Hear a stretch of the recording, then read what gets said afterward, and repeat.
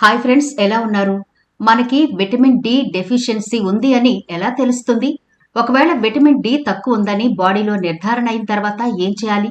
ఎముకలకు అందాల్సినంత కాల్షియం మనం అందించాలంటే ఎటువంటి ఫుడ్స్ తీసుకోవాలి? మన ప్రతిరోజు దైనందిన ఆహారంలో కాల్షియం ఎంత అవసరం అనే పూర్తి డీటెయిల్స్ ఈనాటి వీడియోలో చూద్దాం. ఈ కాల్షియంకి విటమిన్ డికి అసలు లింక్ ఏంటి?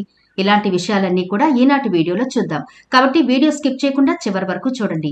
అలాగే మన ఛానల్ ని ఎవరైనా ఫస్ట్ టైం చూస్తుంటే సబ్స్క్రైబ్ చేసుకోవడం మర్చిపోవద్దు. పక్కనే గంట సింబల్ కనిపిస్తోంది కదా, దాన్ని ప్రెస్ చేసి ఆల్ నోటిఫికేషన్ ఆన్ చేసుకుంటే మేము ఎప్పుడు వీడియో అప్లోడ్ చేసినా నోటిఫికేషన్ ద్వారా ముందుగా మీ ఫోన్లోకి వస్తుంది, మీరు చూడొచ్చు. అంతేకాదు ఫ్రెండ్స్, మాదొక చిన్న రిక్వెస్ట్, ఈ వీడియో నచ్చితే లైక్ చేయడం మర్చిపోవద్దు. మీ లైక్ మాకెంతో మోటివేషన్ ఇస్తుంది ఇలాంటి మరిన్ని వీడియోలు చేయడానికి. అంతేకాకుండా మీ లైక్ వల్ల ఈ వీడియో మరికొందరికి రీచ్ అవుతుంది కూడా. కాబట్టి మర్చిపోకుండా లైక్ చేయండి ఫ్రెండ్స్. ఇక టాపిక్ లోకి అయితే వెళదాం. మనకి విటమిన్ డి డెఫిషియన్సీ ఉంది అని తెలియడానికి మన శరీరమే కొన్ని సంకేతాలు ఇస్తుంది. నిరంతరం అలసట, ఎముకలు మరియు కండరాల నొప్పులు, జుట్టు రాలడం, డిప్రెషన్, గాయాలు మారడానికి ఎక్కువ సమయం పట్టడం వంటి లక్షణాలు కనిపిస్తాయి. వెన్నెముక, నడుము మరియు కాళ్లలో తీవ్రమైన నొప్పులొస్తాయి. తగినంత విశ్రాంతి తీసుకున్నా సరే ఎప్పుడూ అలసటగా ఉంటారు. శక్తి లేకుండా కనబడతారు. జుట్టయితే విపరీతంగా ఊడిపోతూ ఉంటుంది. విటమిన్ డి లోపానికి ఇది ఒక సంకేతంగా చెప్పొచ్చు. చిన్న చిన్న గాయాలు లేదా సర్జరీ తర్వాత అవి తగ్గడానికి చాలా ఎక్కువ టైం పడుతూ ఉంటుంది. ముఖ్యంగా తొడలు మరియు పై చేతులలో కండరాలు నొప్పి, రోగనిరోధక శక్తి తగ్గి, తరచుగా జలుబు, దగ్గు వంటి ఇన్ఫెక్షన్ల బారిన కూడా పడుతూ ఉంటారు. మీకు గనక ఈ సిమ్టమ్స్ ఉంటే మొదటగా డాక్టర్ని అయితే సంప్రదించి విటమిన్ డికి సంబంధించిన మందులు వాడడం గానీ, సప్లిమెంట్స్ తీసుకోవడం గానీ చెయ్యాలి. తర్వాత కాల్షియానికి సంబంధించిన ఫుడ్ మాత్రం మన డైట్ లో చేర్చుకుంటే సరిపోతుంది. మీరు ప్రత్యేకంగా కాల్షియంకి మందులు వాడడం కానీ లేకపోతే సప్లిమెంట్ తీసుకోవడం కానీ చేయాల్సిన అవసరం ఉండదు. కాబట్టి ఫుడ్ ద్వారా మీరు కాల్షియాన్ని మీ బాడీలో ఇంప్రూవ్ చేసుకోగలిగితే ఎటువంటి మందుల అవసరం ఉండదు. మరి కాల్షియం మనకి ప్రతిరోజు అందాలి అంటే ఎటువంటి ఫుడ్ ని మన డైట్ లో తీసుకోవాలో ఇప్పుడు చూద్దాం. అసలు మనకు కాల్షియం ఎందుకు అవసరం? కాల్షియం యొక్క పనితీరు మన శరీరంలో ఎలా ఉంటుంది? ఏ ఏ అవయవాలకు కాల్షియం ఎక్కువ కావాలి ఇప్పుడు చూద్దాం. కాల్షియం ఎముక నిర్మాణంలో కీలక భాగం. ఇది అందరికీ తెలిసిందే. ఇది బలం మరియు దృఢత్వాన్ని అందిస్తుంది. బాల్యంలో గాని, కౌమార దశలో గాని, యుక్త వయస్సులో గాని తగినంత కాల్షియం బాడీకి అందాలి. లేకపోతే రాను రాను ఎముకలకు సంబంధించిన సమస్యలు చాలా తొందరగా వచ్చేస్తాయి.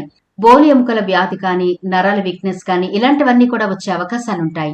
కాల్షియం కండరాల సంకోచం మరియు సడలింపులో ముఖ్య పాత్ర పోషిస్తుంది. ఒక నాడీ కండరాన్ని ప్రేరేపించినప్పుడు కాల్షియం విడుదల చేయబడుతుంది. కండరాల ఫైబర్స్ కుదించడానికి వీలు కల్పిస్తుంది. కండరాల సంకోచం తర్వాత కాల్షియం తిరిగి నిల్వలోకి వెళుతుంది. ఇది కండరాల సడలింపుకు దారితీస్తుంది.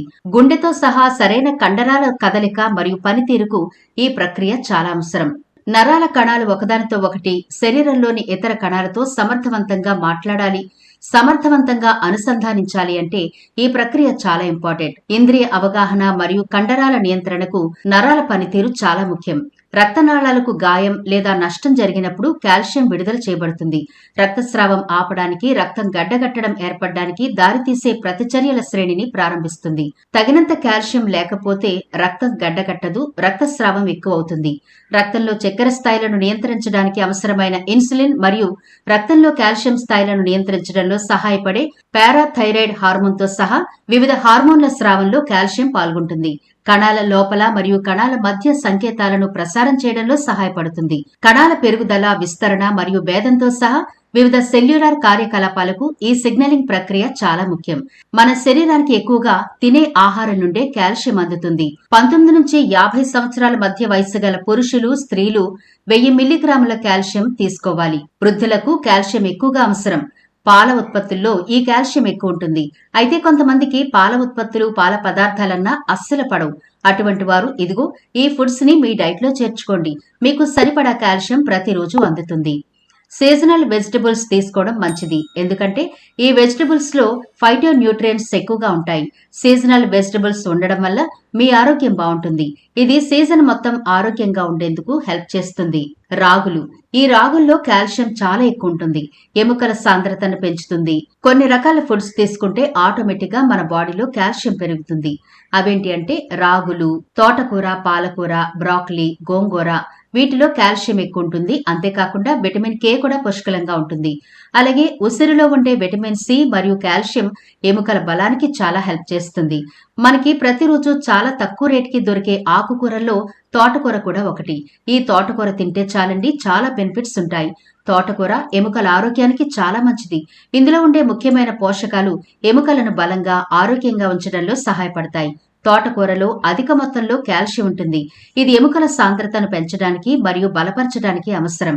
ఇందులో ఉండే మెగ్నీషియం, భాస్వరం మరియు పొటాషియం ఎముకల నిర్మాణానికి, బలానికి తోడ్పడతాయి.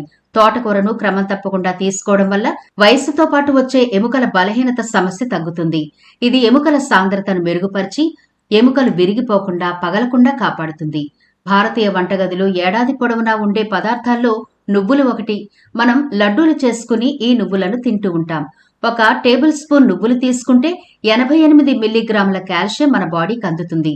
నువ్వులు ప్రత్యేక రుచి కలిగి ఉంటాయి కాబట్టి అందరూ ఇష్టంగా తింటారు. వీటిని సాలడ్స్, కూరల్లో కూడా వాడుతూ ఉంటారు. తర్వాత బాదం. ఒక కప్పు బాదం పప్పులో 385 మిల్లీగ్రాముల కాల్షియం ఉంటుంది. కాబట్టి మీకు ఒకవేళ కాల్షియం డెఫిషియన్సీ ఉంటే, అంటే చాలా ఎక్కువగా మోకాళ్ల నొప్పులు, కదలలేని స్థితిలో గనక ఎముకలు మిమ్మల్ని ఇబ్బంది పెడుతూ ఉంటే గనక ఒక కప్పు బాదం పప్పుని తీసుకోవడానికి ట్రై చేయండి. నిజానికి ఆరోగ్యవంతులకు అన్ని అవసరం ఉండదు. కాబట్టి మీ ఎముకల యొక్క పరిస్థితిని బట్టి డాక్టర్ని సంప్రదించి ఎంత మోతాదులో బాదం తీసుకోవాలో తెలుసుకుని ఆ ప్రకారం తీసుకోండి. మిగిలిన వారు ప్రతిరోజు 8 నుంచి 10 వరకు నానబెట్టిన బాదంలు తీసుకుంటే సరిపోతుంది. అలాగే పొద్దుతిరుగుడు గింజలు, సన్ఫ్లవర్ సీడ్స్. వీటిలో కాల్షియం పుష్కలంగా ఉంటుంది. ఒక కప్పు పొద్దుతిరుగుడు గింజల్లో దాదాపు 110 మిల్లీగ్రాముల కాల్షియం ఉన్నట్టు కొన్ని అధ్యయనాలు చెబుతున్నాయి.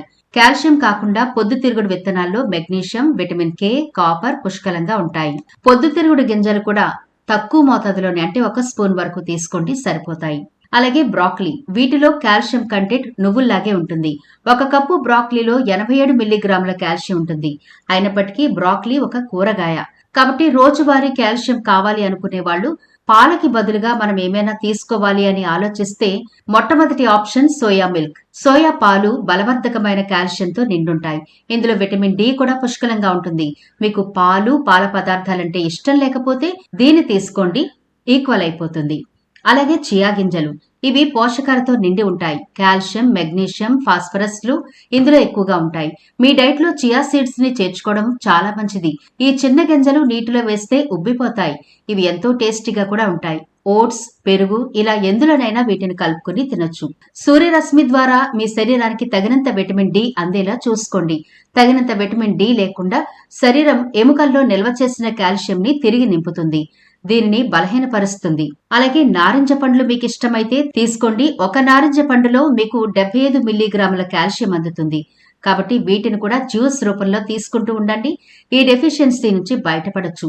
చూసారు కదా, మీ వంట్లో విటమిన్ డి డెఫిషియన్సీ ఉన్నా, కాల్షియం సరిగా బాడీకి అందకపోయినా ఇవిగో ఈ ఫుడ్స్ ని మీ డైట్ లో చేర్చుకోండి. అయితే మీకేమైనా దీర్ఘకాలిక అనారోగ్య సమస్యలు ఉంటే మొదటగా మీ డాక్టర్ ని సంప్రదించి డైట్ చార్ట్ తీసుకోండి. మీకు ఎలాంటి అనారోగ్య సమస్యలు లేకపోతే, కొంచెం కాళ్ళ నొప్పులు అనేవి వస్తూ ఉంటే గనక ఖచ్చితంగా డైట్ చేంజ్ చేసి చూడండి. అద్భుతంగా సెట్ అయిపోతుంది. మీ బ్లడ్ ఇంప్రూవ్ అవుతుంది, రెసిస్టెన్సీ పవర్ పెరుగుతుంది. ఇలా మీకుండే అనారోగ్య సమస్యలన్నిటికీ కూడా చెక్ పెట్టేయచ్చు. మరి ఇది ఇవాల్టి వీడియో. ఈ వీడియో నచ్చితే లైక్ చేయడం మర్చిపోవద్దు. మీ ఫ్రెండ్స్, రిలేటివ్స్ కి ఈ వీడియోనైతే షేర్ చేయండి.